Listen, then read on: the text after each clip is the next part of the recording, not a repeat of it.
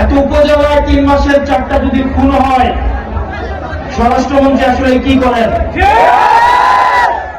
স্বরাষ্ট্রমন্ত্রী উনি মাঝে মাঝে প্রধানমন্ত্রীর পক্ষে কথা বলেন, উনি মাঝে মাঝে অর্থমন্ত্রীর পক্ষে কথা বলেন। আসলে ওনার মন্ত্রণালয় নিয়ে মনে হয় ওনার কোনো চিন্তা নাই। এখন মানুষ যেভাবে বলা শুরু করছে যে এই 1 উপজেলার মানুষ, আমি আসতে শুনলাম আমাকে এখানে বলছে যে এই সরকারের অনেক গুণ, মেঘনা উপজেলায় 3 মাসে 4 খুন। এই যে আমি আজকে আসলাম, মানুষ যে ব্যানারে ব্যানারে বলছে বিচার চাই, স্ত্রী তার স্বামীর হত্যার বিচার চাচ্ছে, সন্তান তার বাবা হত্যার বিচার চাচ্ছে, মা তার সন্তান হত্যার বিচার চাচ্ছে। এই বিচারটা করবে কারা? আমরা অত্যন্ত দুঃখের সাথে এবং পরিতাপের সাথে দেখতে পাচ্ছি আইন শৃঙ্খলার যে অবনতি হচ্ছে।